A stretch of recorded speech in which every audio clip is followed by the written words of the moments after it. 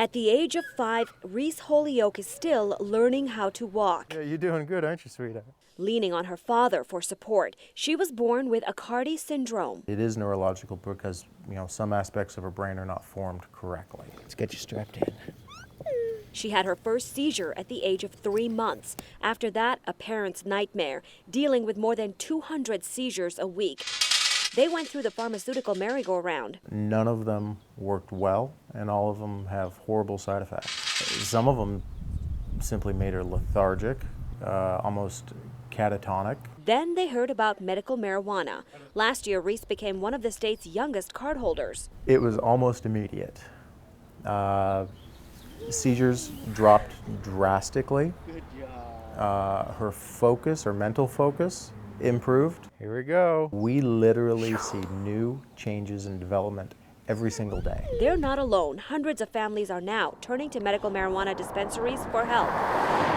Earth's Healing here in Pima County has 2 registered minors. So they're lucky in that they have. The owner tells me they're actually starting to see medical refugees moving into Arizona just so they can legally get their medicine. The patient that we have is from Mexico. Luckily, they own a residence here in Tucson, Arizona, so yes, they came in from Mexico to get legal help for their child. These are all mother plants. So what exactly are they giving these children? The father with the special needs child actually got certified and opened his own cultivation site in Phoenix, one of the largest ones there, just so he could grow his daughter's medicine. Holyoke tells me it is a highly concentrated form of marijuana mixed into oils, drops, and molded into balms. Medicine that has no THC, the ingredient that gets you, quote, stoned. Could my kid get high off of this stuff? No, not at all, no. It's just a pain reliever, just anti-seizure. Instead, it's high in CBD, an ingredient with medical benefits, but no so-called high. She's never high. The medical cannabis that we're giving to her wouldn't get a hippie high on the best day of his week. And stand up on my tippy toes. Holyoke says his daughter, who functions at a 12-month-old level, is now more focused than ever.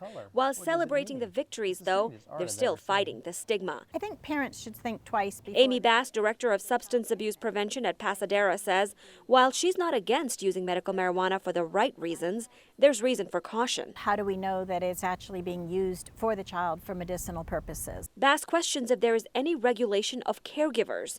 To qualify your child, all a caregiver has to do is fill out these forms, pay the fee, and as long as you have no violent criminal history, you're qualified. Yes, they have rules, but is anyone really watching? You can't divert marijuana. You can't give it to anyone that doesn't have a card. We're not a law enforcement agency. Bass feels there needs to be more medical marijuana regulation, and everyone we spoke to agrees there also needs to be more research so more parents can learn about this drug. Give me 5. Good job. Today, another moment of firsts for little Reese, when she noticed our camera and actually started crawling to us on her own. Handshake? Oh, good job. Her father says the little girl that would just lay in her crib is finally doing what 5-year-olds do, that's exploring the world around her. We don't know what the future holds for Reese. I can tell you what the statistics are. They're grim. The average lifespan is about 8.5 years. She's 5 now. We've had a lot of tears, but frankly, most of our tears these days are tears of joy.